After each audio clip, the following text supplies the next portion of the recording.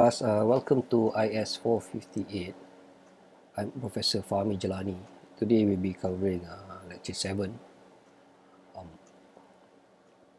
Information Organization. So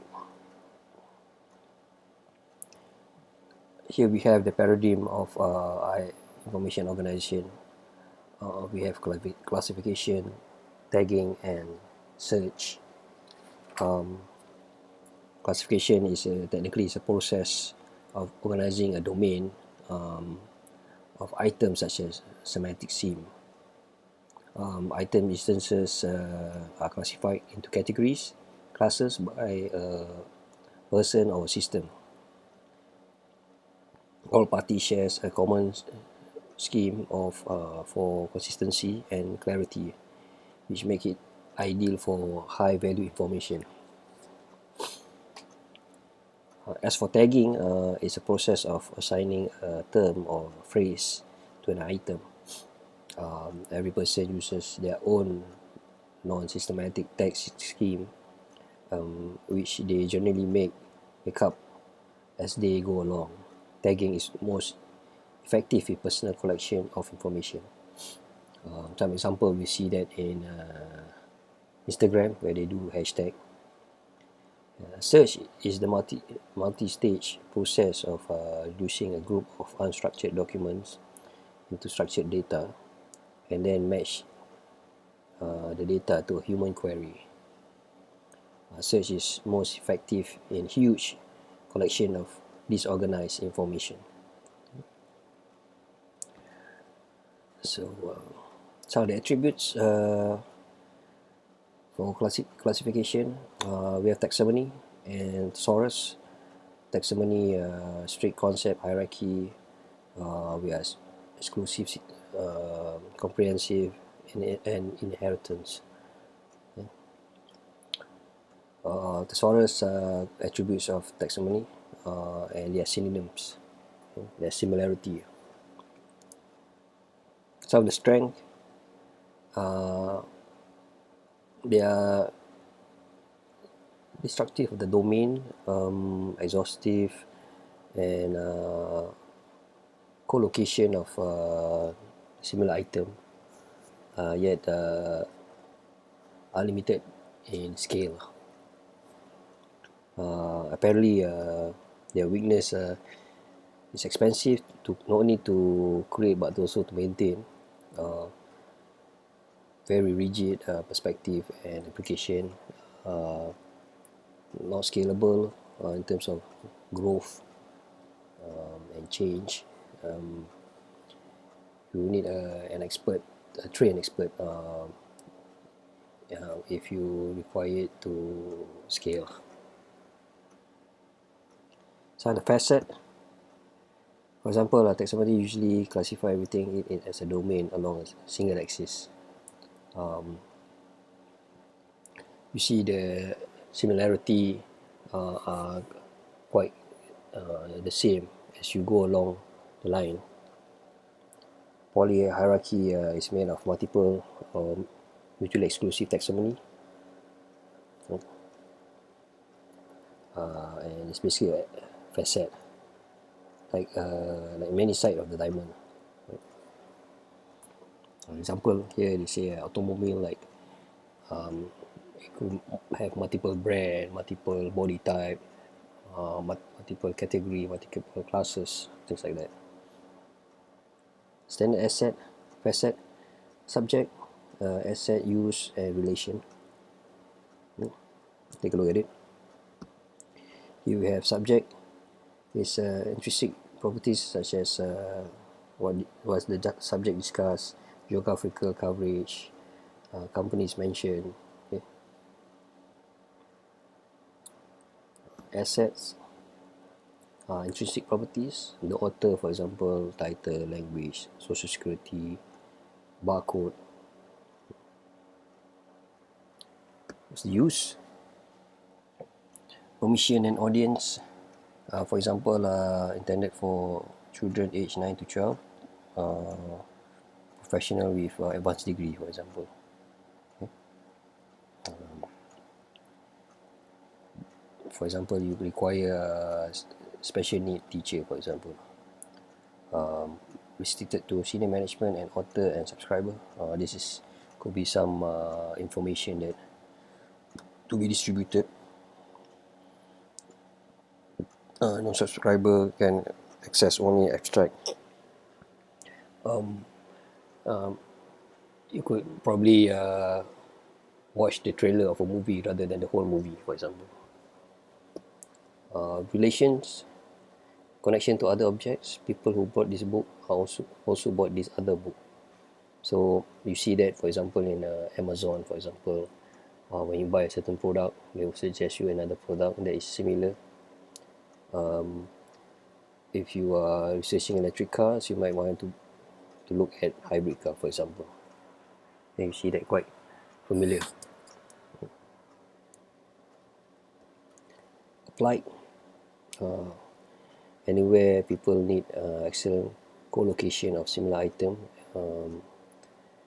This is to ensure professional cataloging, okay? In terms of research, business, government and libraries.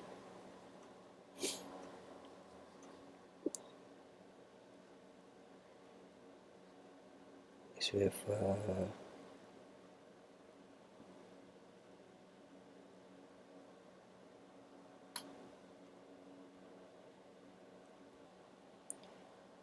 here we have guidelines. For example, specific rules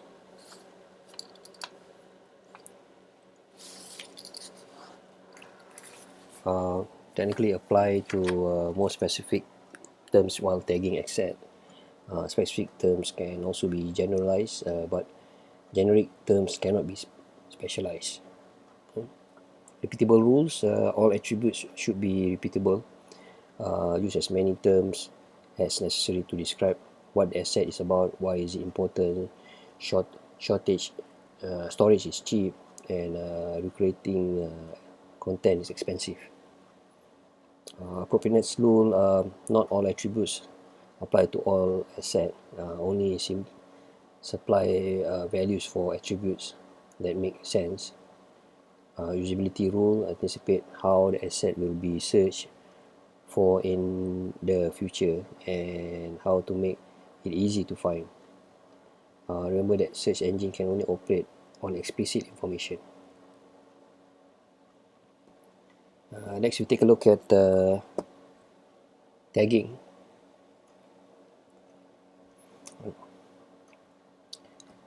Here we have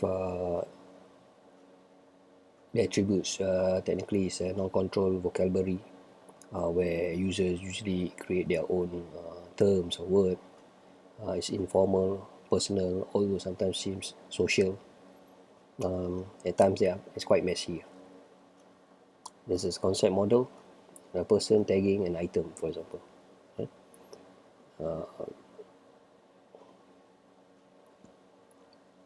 Also commonly used for social tagging. For example, Yahoo, Properties, Delicious, Flickr.com. Okay.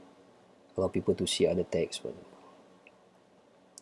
And it's self-conscious, intentional group tag, copying another tag, or tag spamming, they call it. It's quite common where we see it's being used for advertising, for example. Types of tag: description, categorization, opinions, action, relation, insider references, and spam.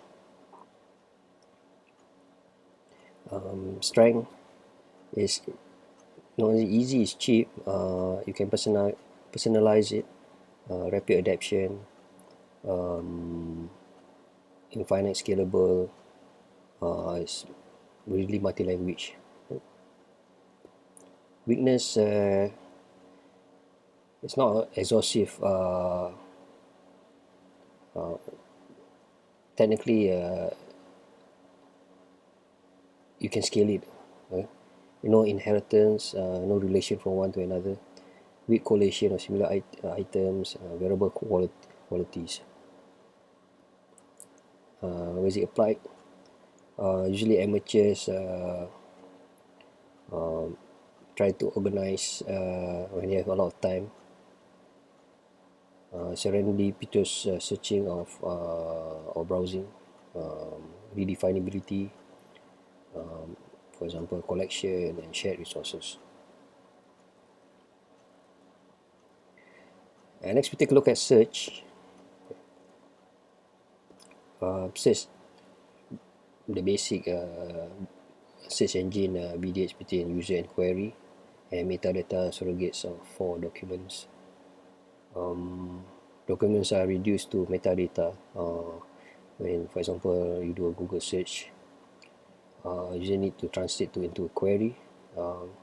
Usually user will type in one or two words that they think is related to what they are looking for, and from there the query try to find a matching data, metadata. Okay? And at times there's tend to be less accuracy, right? For example, if a person is looking for a bank, how does the query knows that it's not looking for a river bank, for example? Process, like most search engine, especially Google, they do a spider crawl, for example. Items are indexed, right? And they are ranked with the most search to be the top. Algorithm, as the formula states, term-based ranking, TF terms for term frequency, is divided by inverse document frequency. So assumption could be relevance of document terms. Algorithm 2, page rank, it's quite common use found in Google. Relevant terms matching, involving in a ranking.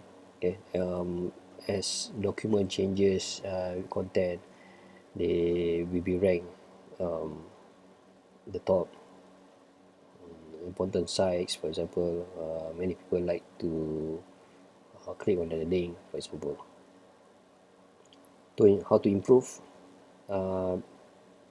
best bet, relevance, feedback, search, classification,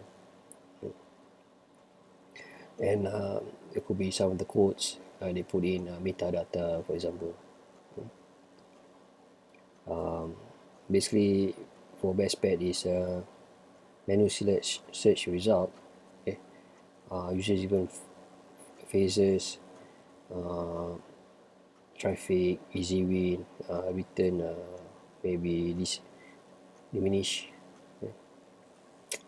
Commonly found in business driven phrases.